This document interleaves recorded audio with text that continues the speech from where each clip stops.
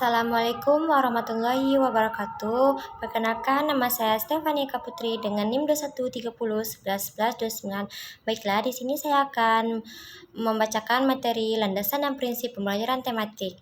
Ciri-ciri pembelajaran tematik. 1. Berpusat pada siswa. Pembelajaran tematik berpusat pada siswa.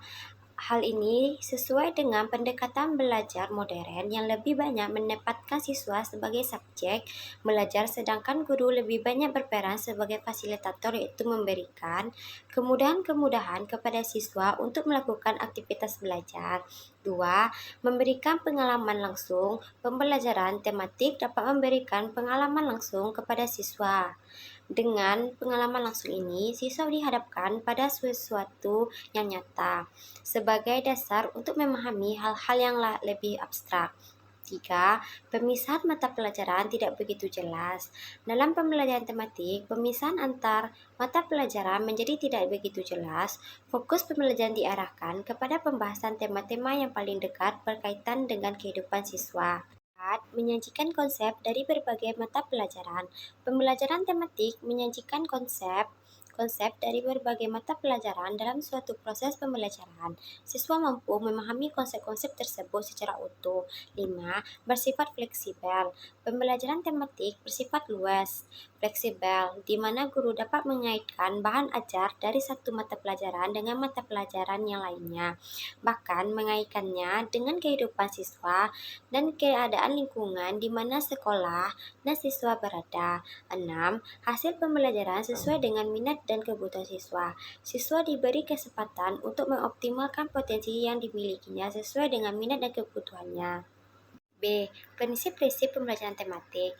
1. Terintegrasi dengan lingkungan atau bersifat kontekstual. 2. Memiliki tema sebagai alat pemersatu beberapa mata pelajaran atau bahan kajian. 3. Menggunakan prinsip belajar sambil bermain dan menyenangkan. 4. Pembelajaran memberikan pengalaman langsung yang bermakna bagi peserta didik.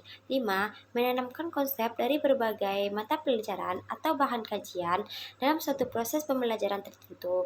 6. Pemisahan atau pembedaan antara satu mata pelajaran dengan mata pelajaran lain sulit dilakukan. 7. Pembelajaran dapat berkembang sesuai dengan kemampuan, kebutuhan, dan minat peserta didik. 8. Pembelajaran bersifat fleksibel.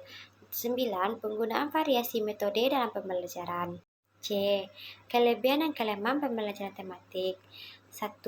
Kelebihan: menyenangkan karena bertolak dari minat jadi kebutuhan siswa. 2. Pengalaman dan kegiatan belajar relevan dengan tingkat perkembangan dan kebutuhan siswa. 3. Hasil belajar dan bertahan lebih lama karena lebih berkesan dan bermakna. 4. Menumbuhkan keterampilan sosial seperti bekerja sama, toleransi, komunikasi, dan tanggap terhadap gagasan orang lain. Kekurangannya yaitu: 1.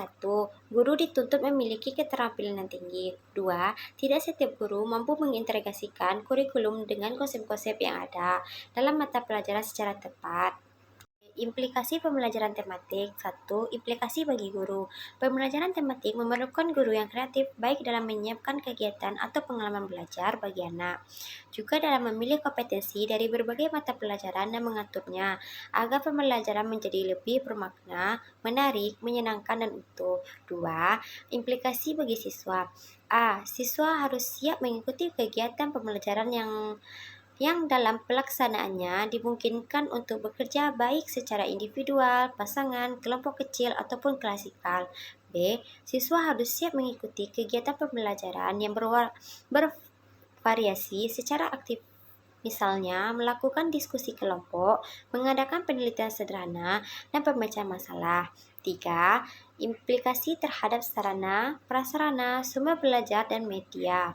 A. Pembelajaran tematik pada hakikatnya menekankan pada siswa baik secara individual maupun kelompok untuk aktif mencari, menggali, dan menemukan konsep serta prinsip-prinsip secara holistik dan otentik.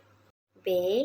Pembelajaran ini perlu memanfaatkan berbagai sumber belajar, baik yang sifatnya didesain secara khusus untuk keperluan pelaksanaan pembelajaran, maupun sumber belajar yang tersedia di lingkungan yang dapat dimanfaatkan. 4. Implikasi terhadap pengaturan ruangan. A. Ruang perlu ditata disesuaikan dengan tema yang sedang dilaksanakan. B. Susun bangku peserta didik dapat berubah-ubah disesuaikan dengan keperluan pembelajaran yang sedang berlangsung.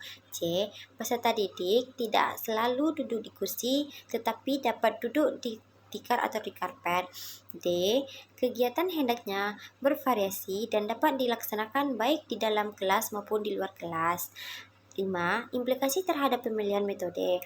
Sesuai dengan karakteristik pembelajaran tematik, maka dalam pembelajaran yang dilakukan perlu disiapkan berbagai variasi kegiatan dengan menggunakan multi metode, misalnya percobaan, bermain peran, tanya jawab, demonstrasi, bercakap-cakap.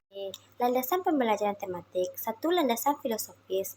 Landasan filosofis dalam pembelajaran tematik sangat dipengaruhi oleh 3 aliran filsafat, yaitu 1. Progresivisme, 2. Konstruktivisme, 3. Humanisme. 2. Landasan psikologis dalam pembelajaran tematik terutama berkaitan dengan psikologi perkembangan peserta didik dan psikologi belajar.